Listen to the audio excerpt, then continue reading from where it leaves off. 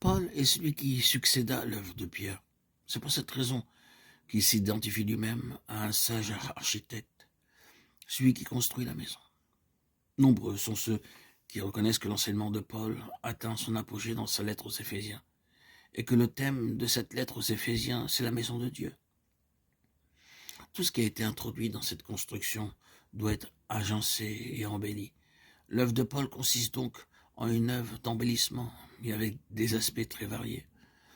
L'Épître aux Romains, par exemple, nous parle de la justification, de la vie de victoire et d'une vie d'obéissance. Ce ne sont pas des aspects qui permettent d'entrer dans le royaume de Dieu, mais des aspects qui concernent l'embellissement, à savoir d'amener les choses à la ressemblance d'un modèle déjà existant.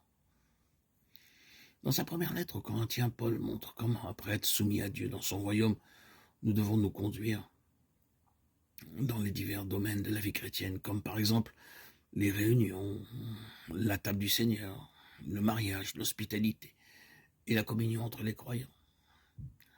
Ce que fait cet apôtre ressemble à une certaine personne qui prendrait une feuille et qui la découperait avec une paire de ciseaux, retranchant certaines parties et qui, pour terminer, obtiendrait quelque chose d'une taille bien définie.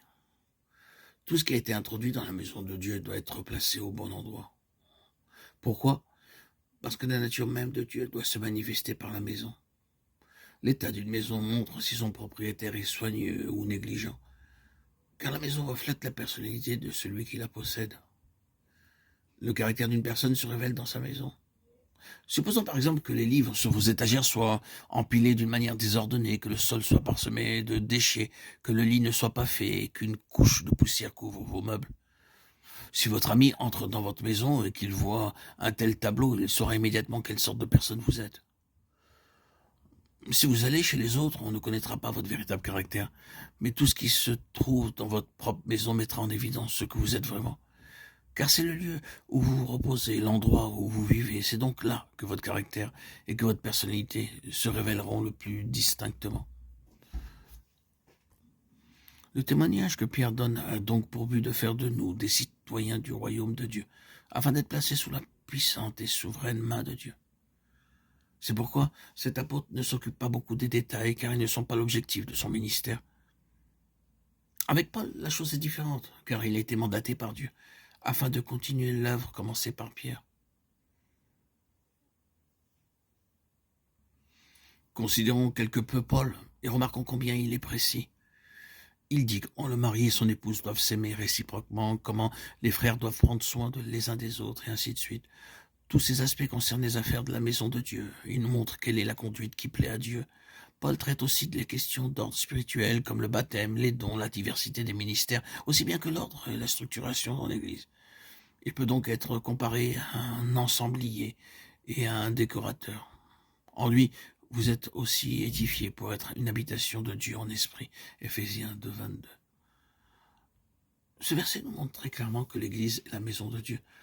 Tous les croyants font partie de la maison. Ils doivent être unis ensemble pour former une maison.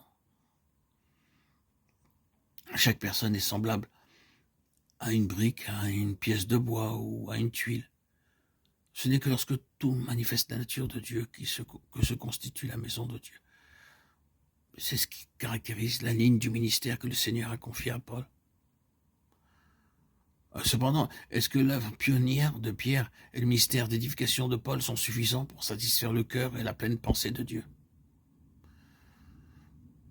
La volonté de Dieu trouve-t-elle sa pleine expression et son accomplissement uniquement par le moyen de ces deux lignes du ministère ? Non. Frères et sœurs en Christ, bien-aimés, il y a encore un autre homme avec une autre ligne importante du ministère. Il s'agit ici de Jean. C'est ce que nous désirons considérer maintenant. Dans la majeure partie de son ministère, Jean traite de notre relation avec Dieu. Il est particulièrement préoccupé par tout ce qui concerne la famille de Dieu. Son témoignage est plein de vie, c'est pourquoi il ne s'attarde pas sur l'extérieur des choses. L'intention de Jean consiste à faire parvenir les croyants au meilleur degré de développement et de progrès possible dans la famille de Dieu. Jean nous introduit dans une relation nouvelle, celle d'un père à l'égard de son fils. Dans ses lettres, Jean aborde souvent la question des pères, des jeunes gens et des enfants. Tous sont partie de la famille de Dieu. Et ils sont tous interdépendants les uns des autres.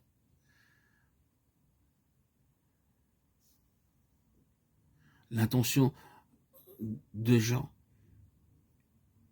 consiste à faire parvenir les croyants au meilleur degré de développement et de progrès possible dans la famille de Dieu.